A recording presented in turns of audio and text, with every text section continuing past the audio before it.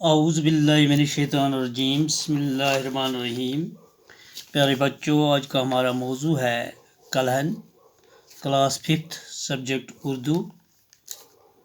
اس موضوع کے بارے میں ہم نے پہلے بھی جانکاری حاصل کی ہے۔ آئیے اس موضوع کے بارے میں مزید واقفیت حاصل کرنے کی کوشش کریں گے۔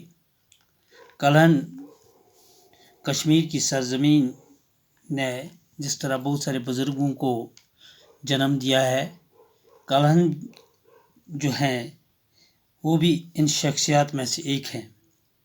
کلہن جو تھے وہ سنسکرت کے ایک بہت بڑے عالم اور شاعر تھے۔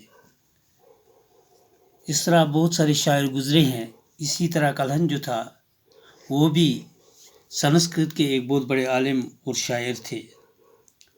جہاں کا سنسکرت کا تعلق ہے، اس طرح اور زبانوں کو کشمیر کی تواریخ میں ایک اہمیت حاصل ہے، اسی طرح سنسکرت کو بھی کشمیر کی زبانوں میں ایک بہت بڑی اہمیت ہے۔ کلہن ایک نامور تاریخ دان بھی تھے۔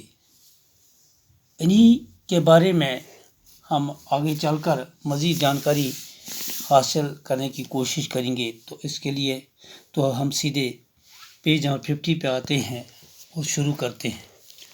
راج ترنگی کے مطالعہ سے معلوم ہوتا ہے کہ کلہن کو مختلف علوم کی تربیت ملی تھی۔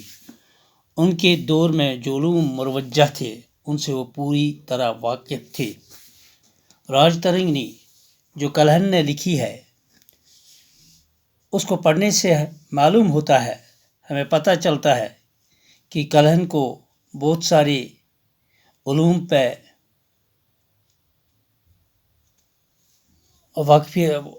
پہ فوقیت تھی۔ انہوں نے بہت سارے علوم کی تربیت حاصل کی تھی، ان کو پڑھا تھا۔ ان کے دور میں جو علوم مروجہ تھے، ان کے دور میں جو علم پڑھے جاتے تھے ان سے وہ پوری طرح واقف تھے۔ ان نے ان علوم کی اچھی طرح سے واقفیت حاصل کی تھی۔ انہیں قصوں اور داستانوں کے مطالعہ کا بے پناہ شوق تھا۔ جس طرح ابتدائی ایام میں داستانیں سنائی جاتی تھی، قصے کہانیاں سنانا ازل سے انسان کی دلچسپی کا باعث رہا ہے، اسی طرح ان کو بھی ان قصوں اور داستانوں کے مطالعہ کا بھی بہت شوق تھا۔ وہ بھی ان کا مطالعہ کرتے، وہ بھی ان کو پڑھتے تھے، قصوں کو، داستانوں کو۔ اس وقت کی دوسری اہم کتابوں کے علاوہ انہوں نے مہابھارت اور رامائن کا بھی گہرا مطالعہ کیا تھا۔ جس طرح انہوں نے دوسری کچھ کتابیں پڑھی تھی، ان کتابوں کے علاوہ انہوں نے مہابھارت بھی پڑھی تھی اور رامائن بھی پڑھی تھی اور ان کا اچھی طرح سے مطالعہ کیا تھا۔ چنانچہ علم نجوم، معاشیات اور دوسرے علوم سے واقفیت رکھنے کے علاوہ وہ ایک بڑے شاعر بھی تھے۔ جہاں تک کلہن کا تعلق ہے، وہ انہوں نے علم نجوم بھی پڑھا تھا، علم معاشیات بھی پڑھی تھی اور دوسرے علوم بھی پڑھے تھے۔ اس کے علاوہ یہ علوم پڑھنے کے علاوہ وہ ایک بہت بڑے شاعر بھی گزرے ہیں۔ اسی لیے انہوں نے کشمیر کے راجاؤں کی تاریخ نظم کی صورت میں لکھی۔ یہی وجہ تھی کہ کلہن نے کشمیر کے جو راجا گزرے ہیں ان کی تاریخ جو تھی وہ انہوں نے اپنے نظموں میں لکھی۔ جو نظم انہوں نے لکھی ہیں ان میں ان کی تاریخ لکھی ہے۔ راج ترنگی اسی لحاظ سے قدیم شاعری کا بہترین نمونہ بھی پیش کرتی ہے۔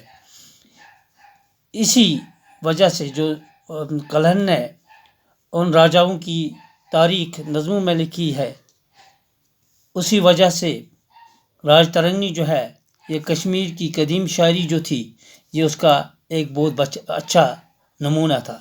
یہ کتاب 8 ترنگوں یعنی 8 حصوں پر مشتمل ہے۔ جہاں کا تک اس کتاب کا تعلق ہے، راج ترنگی کا تعلق ہے، یہ 8 حصوں میں جاری کی گئی ہے اور یہ 8 حصے 8000 شلکوں یا بندوں پر مشتمل ہے۔ اور یہ 8 حصے جو انہوں نے 8 حصوں میں جو کتاب لکھی گئی ہے، وہ 8 حصے جو ہے وہ 8000 شعاروں یا بندوں پر مشتمل ہے۔ کلہن برہمن تھے، جہاں تک کلہن کا تعلق تھا وہ برہمن تھے۔ شیو مت سے تعلق رکھنے کے باوجود وہ بدھ مت سے متاثر تھے۔ وہ ان کا تعلق برہمن ہونے کی وجہ سے وہ شیو مت سے تعلق ان کا تھا، اس کے باوجود بھی وہ بدھ مت سے بے حد متاثر تھے۔ وہ ذات پات کے بندھنوں سے آزاد تھے، وہ ذات پات پر یقین نہیں رکھتے تھے۔ ان کا کہنا تھا کہ ذات پات یا خاندان کسی انسان کو خاص عہدے کے قابل نہیں بناتا۔ وہ اس بات کا یقین رکھتے تھے کہ ذات پات یا خاندان کسی بھی انسان کو کسی خاص عہدے کے قابل نہیں بنا سکتا۔ ہاں، وہ محنت سے اور کچھ کرنے سے وہ کسی عہدے کے قابل بن سکتا ہے۔ ہاں، راج ترنگی میں انہوں نے جگہ جگہ کائستوں کی برائی کو بے نقاب کیا ہے۔ ہاں، راج ترنگی جو اس نے کتاب لکھی ہے، جو کتاب اس نے لکھی ہے اور جس کا نام راج ترنگی ہے، اس میں جگہ جگہ کلہن نے یہ جو کلستو جو ہے یہ ہندو کا نام ہے، ہندو کی ذات کا نام جس کا کام لکھنا پڑھنا تھا، کیونکہ وہ مذہبی رویوں میں روادار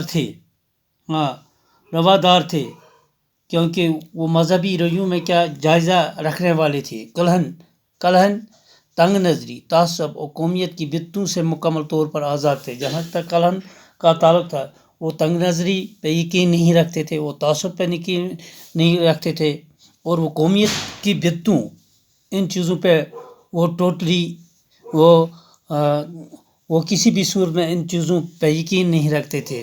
وہ ان بتوں سے مکمل طور پہ آزاد تھے۔ تو آج کا ہمارا موضوع جو ہے وہ یہیں پر اختتام پذیر ہوتا ہے۔ دیجیے اجازت، شکریہ۔